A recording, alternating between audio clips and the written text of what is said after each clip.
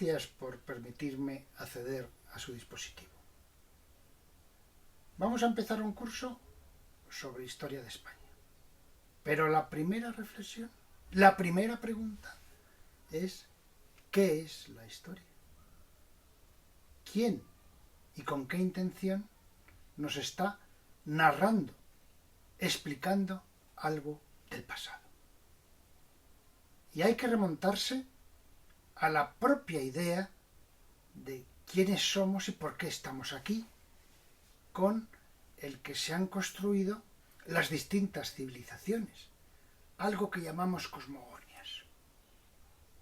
De ahí vamos a pasar a las consideraciones sobre algo previo, relacionado con ese mundo ideal, un mundo mágico, pensamiento mágico, lo llama Levi-Strauss.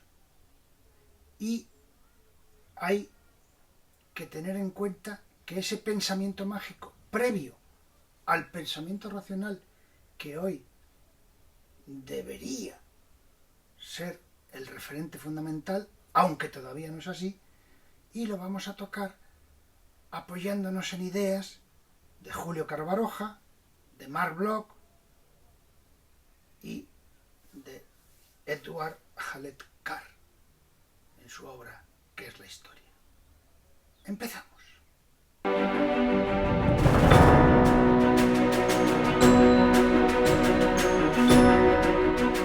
Historia según el diccionario de la Real Academia Española. Del latín historia y del griego iotopía, que significa preguntar, indagar. La primera acepción es narración y exposición de los acontecimientos pasados y dignos de memoria, sean públicos o privados. También la disciplina que estudia y narra cronológicamente los acontecimientos pasados. La tercera acepción es obra histórica compuesta por un escritor. La historia de Tucídides, de Tito Livio, de Mariana, etc. Igualmente es el conjunto de los sucesos o hechos políticos, sociales, económicos, culturales, etc., de un pueblo o de una nación. Y finalmente la quinta acepción es el conjunto de los acontecimientos ocurridos a alguien a lo largo de su vida o en un periodo de ella. El que narra, el que cuenta algo, es una persona o un grupo de personas que nos transmiten su punto de vista. Una narración, aunque se refiera a hechos reales, es siempre, siempre, siempre el punto de vista de esa persona o personas y, por tanto, subjetiva. Vayamos a los orígenes de nuestra cultura. Clío. En la mitología griega, Clío, en griego kleio, de la raíz cleo, alabar o cantar, es la musa de la historia y de la poesía épica. Como todas las musas, es hija de Zeus y de Mnemósine. Clío tuvo un hijo con Piero, rey de Macedonia, llamado Jacinto. Algunas fuentes afirman que también fue madre de Himeneo. Se la suele representar como una muchacha coronada con laureles, llevando una trompeta en la mano derecha y un libro de Tucídides en la izquierda. A estos atributos se une a veces el globo terráqueo sobre el que posa y el tiempo aparece junto a él para mostrar que la historia abarca todos los lugares y todas las épocas. A veces sus estatuas llevan una guitarra en una mano y un plectro en la otra, pues también se la consideraba inventora de la guitarra. En otras representaciones mucho más clásicas se ve a Clío llevando en su mano izquierda un rollo de papiro, a sus pies una capsa o caja para guardar rollos. Lo que acabamos de relatar forma parte de la cosmogonía de la Grecia clásica. El término cosmogonía viene del griego cosmos, que significa universo, y de gignomai, que quiere decir nacimiento o génesis. Así, una cosmogonía es un relato normalmente mítico que explica la creación y el orden del universo al mismo tiempo que la aparición del ser humano. Las distintas concepciones del universo conforman el origen de las diferentes civilizaciones de la antigüedad. Veamos distintas cosmogonías, es decir, interpretaciones de distintas culturas sobre cómo había surgido el mundo. Para los sumerios, Nammu creó el cielo y la tierra, que se la dio a Ki y a An. Su hijo Enlil creó la atmósfera y el viento, la tormenta y separó el día de la noche. Enlil y Ki crearon los animales y las plantas. Para los hinduistas, el universo surgió de un huevo cósmico, Hiranyaga, útero de oro.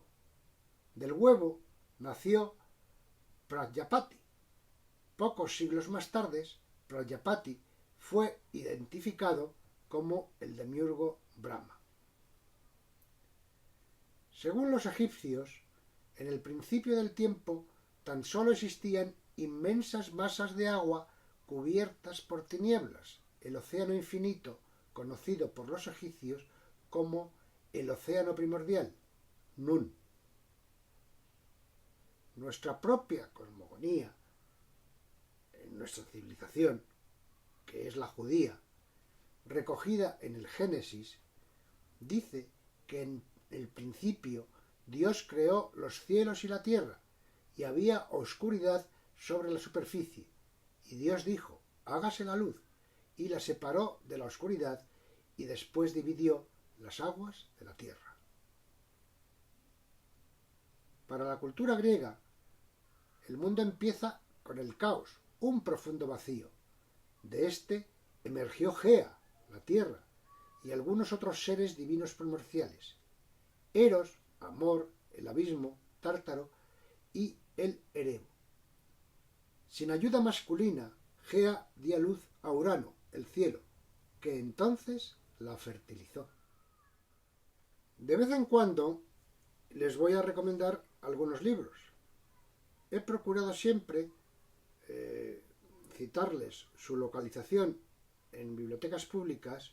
Saben que se puede solicitar a una y se la traen desde esa a la suya, o también si hay una versión electrónica en PDF. De todo lo que acabamos de hablar, hace un análisis muy fundamentado Claude Lévi-Strauss en su obra El pensamiento salvaje. Él fue un antropólogo francés muy reconocido que, a partir del estudio etnológico de los primitivos actuales, tribus sin máquinas y sin escritura de Brasil en la década de los 50 del siglo pasado,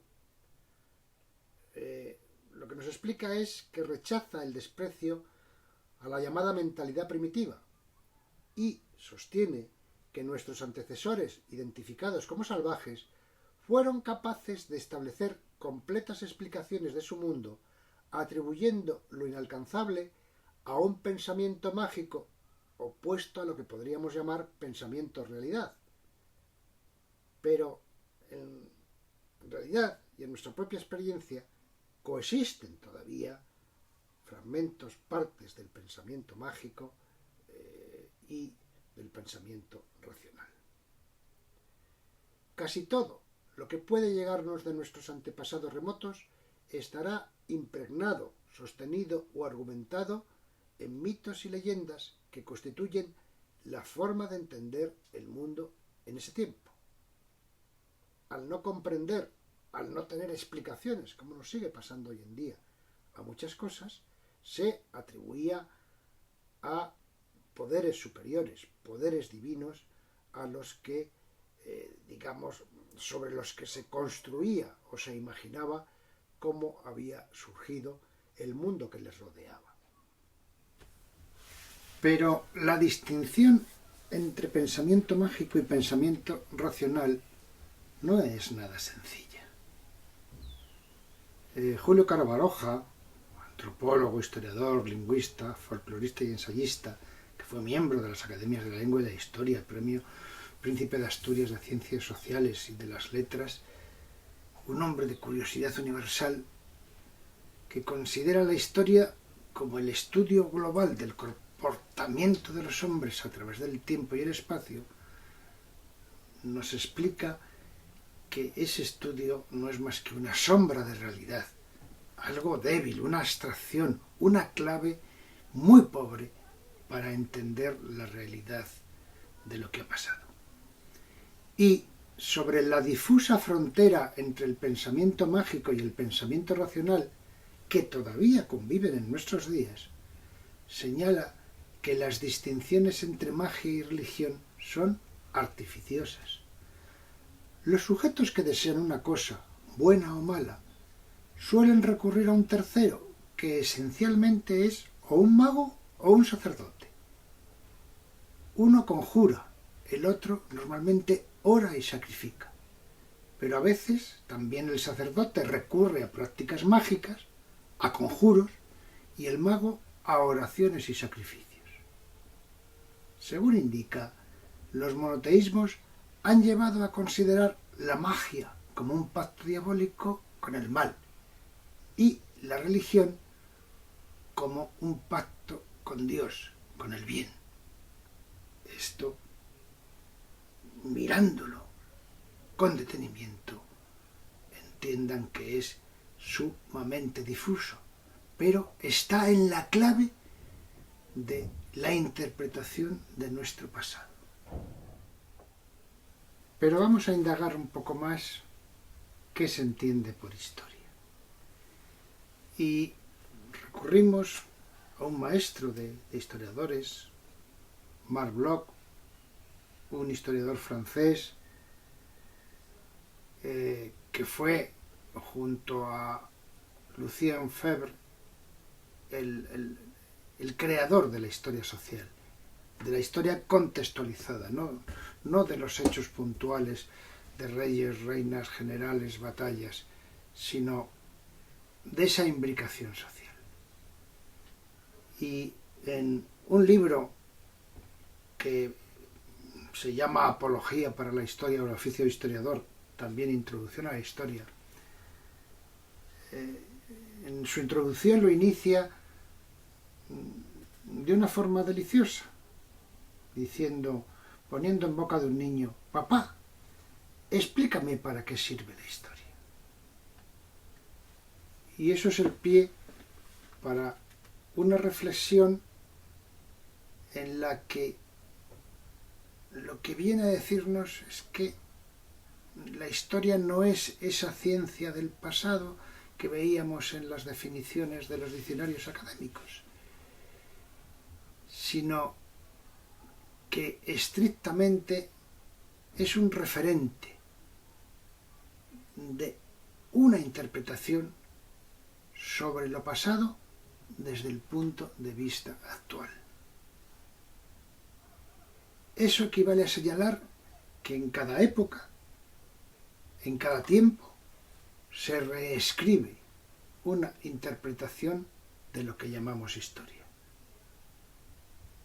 Y él siempre nos llama la atención sobre la necesidad del método crítico. Una de sus frases favoritas es recordarnos que hasta los policías más ingenuos saben que no se debe creer sin más a los testigos. No se puede aceptar ciegamente todos los testimonios históricos. Hay que cuestionarlos. Otra obra recomendable para saber de qué estamos hablando es ¿Qué es la historia?, de Edward Hallett Carr. Este autor propone al lector que estudie al historiador antes de comenzar a estudiar los hechos que él relata, argumentando que cualquier relato del pasado se escribe y principalmente se agenda en el contexto social del que lo escribe.